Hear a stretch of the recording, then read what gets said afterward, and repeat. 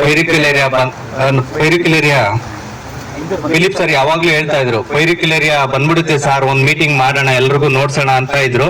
But ನಾವು sir ಪೈರಿಕ್ಯುಲೇರಿಯಾಗ ಮಾತ್ರ ಒಂದ್ ಸ್ವಲ್ಪ ನೀವೇ ನೋಡ್ಕೊಬೇಕು ಸರ್. ಯಾಕೆ ಅಂತಂದ್ರೆ ನಾವು ಇಲ್ಲಿಂದ ಅಲ್ಲಿ ವೀಕ್ಲಿ ಒನ್ಸ್ ಬರ್ತೀವಿ, ನಮ್ಗೆ ಆಗಲ್ಲ ಅಂತಂದಾಗ ಇವರೇ ಆ ಸ್ಪ್ರೇಸ್ ನ ಎಷ್ಟು ಸರ್ ವೀಕ್ಲಿ ಇಲ್ಲ ಅಂದ್ರೂ ಒಂದು 10 days ಒನ್ಸ್ ಆದ್ರೂ ಒಂದೊಂದು ಸ್ಪ್ರೇನ ತಗೊಳ್ತಾ ಇದ್ರು ಖಂಡಿತವಾಗ್ಲೂ.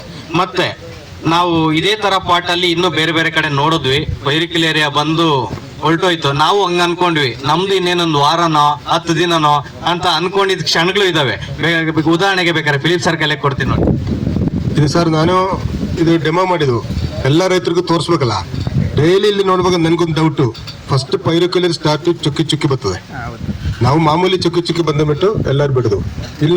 ಒಂದು ಡೋಟ್ ನೋಡಿದ್ರೆ ಆವಾಗ ನಾನು ಇವರಿಗೆ ಫೋನ್ ಮಾಡ್ತಾರೆ, ಹಂಗೆ ಸರ್ ವಿಡಿಯೋನು ಕಳಿಸ್ಕೊಡ್ತಾರೆ ಇವ್ರಿಗೆ.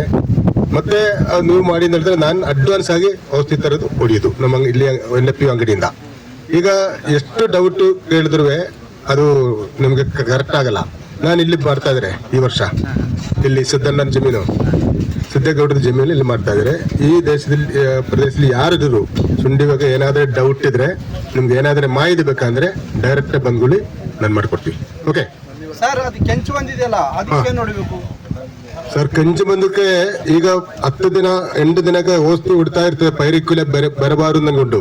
ಅದಕ್ಕೆ ಏನೊಂದು ಟಾಕ್ಸಿಕ್ ಆಗಿದೆ ಅಂತ ಇವ್ರು ಹೇಳ್ತಾ ಇದಾರೆ. ಅದನ್ನು ಮುಂದಕ್ಕೆ ಟೆಸ್ಟ್ ಮಾಡಬೇಕು. സരി ബ്രോ ഓക്കെ. നമ്മുടെ ഇവിടെ കൃഷി ചെയ്ത് നമ്മുടെ ആഫ്രിക്കയിൽ കൃഷി ചെയ്തുകൊണ്ടിരുന്ന ഒരു ജോഷി ചേട്ടനുണ്ട്. ഇവിടെ ആഫ്രിക്കയിൽ കൃഷി ചെയ്തുകൊണ്ടിരുന്ന